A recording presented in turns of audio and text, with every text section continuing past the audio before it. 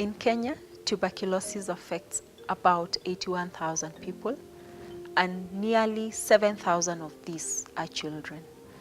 Usually for a child to get TB, there is an adult within the immediate environment who is infected with the bacilli and is transmitting them into the air around the child.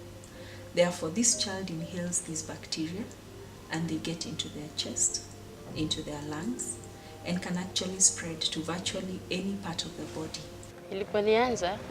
Nilianza kukohoa.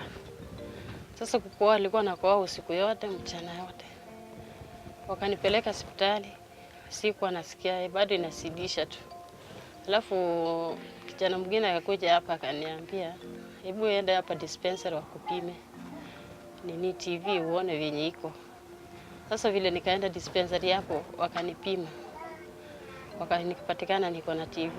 When tuberculosis affects the lungs, we call that pulmonary tuberculosis.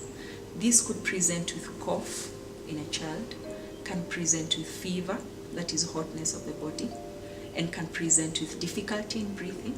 And this can go on despite the child being treated for the regular respiratory tract infections.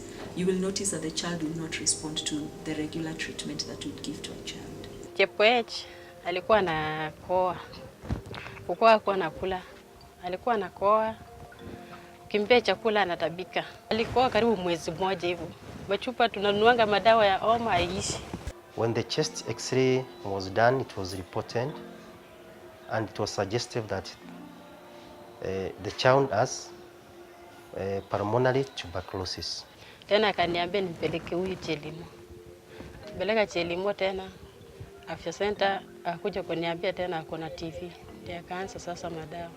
The challenges got from this mother, she had her own drugs and the drugs for the two children. So one, there's burden of pill. There were so many pills.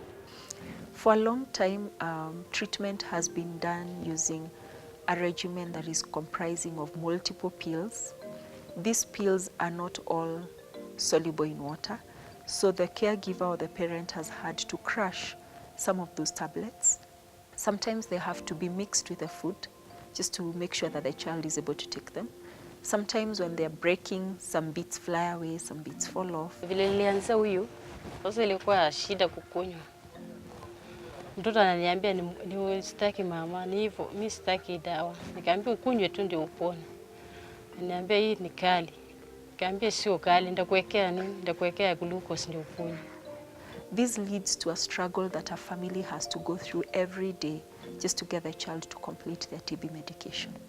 To help parents and children with TB be able to better go through the treatment, TB Alliance, together with its partners, including UNITAID, UNICEF, UKAID, and WHO, actually came together and formulated an improved formulation of these medicines. Now, the improved medicines for treatment of TB in children are actually pleasantly flavored. They are easy to dissolve. They dissolve very quickly in water and actually are easier to administer for both the healthcare worker and the caregiver.